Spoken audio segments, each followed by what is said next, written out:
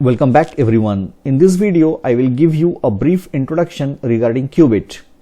What is Cubit? It is a subset of block package which does not depend on events and instead uses methods to emit new state. If you remember block, in case of block the new state were generated with the help of events. But in case of Cubit, the new state will be generated with the help of functions. It is a lightweight state management solution.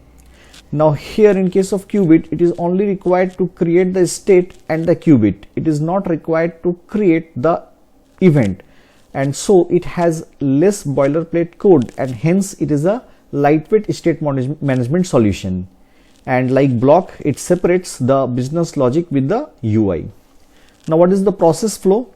Suppose there is a UI. In UI we have a button. Whenever the button will be clicked, at that time a list of product will be fetched from the server.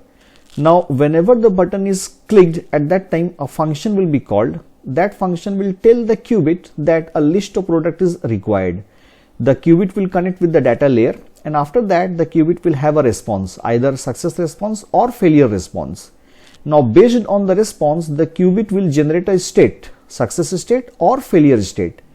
Now the UI listens to all the state, and it will rebuild itself to display a list of product if the state is success, or it will display the error message if the state is failure.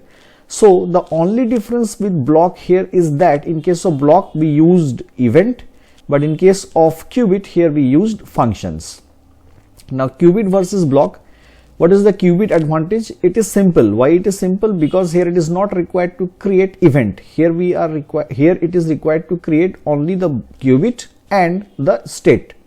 The new state will be generated with the help of function. There is no need of events. So qubit is simple. And the block advantage is traceability and event transformation. Now what is traceability and event transformation? Let me discuss it by visiting this particular site. Why qubit is simple, that I have discussed. Now block advantage is traceability.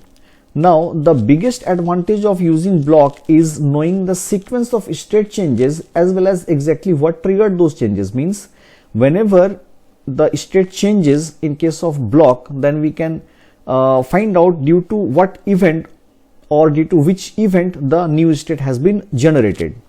For example, there is a user. Now in case of user, the authentication state may be unknown, authenticated or unauthenticated. Now the user state may change from authenticated to unauthenticated due to following reasons. Reason number one, the user has clicked on the logout button, or it may be that the user token has expired and the user has been logged out from the system. Now due to which event the user state has been changed, that we can track with the help of block, but it is not possible in case of qubit. As you can see in the transition, the current state is authenticated, and due to this particular event the user state has been changed to unauthenticated.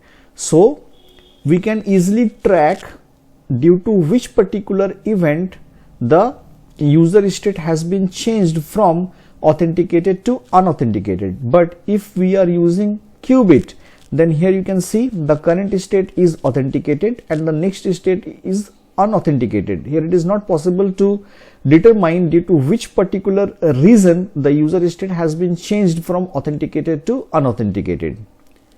Now the second area where the block excels over qubit is when we need to take advantage of reactive operators such as buffer, debounce time, throttle, etc.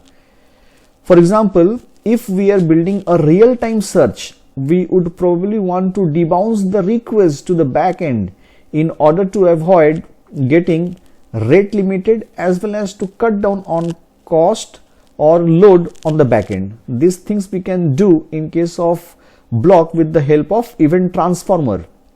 Now how to use event transformer that I will discuss in my upcoming videos. And to use different kinds of event transformer, it is better to use a package which is block concurrency, that I will discuss later on. That's it for today's video. Thank you so much for watching.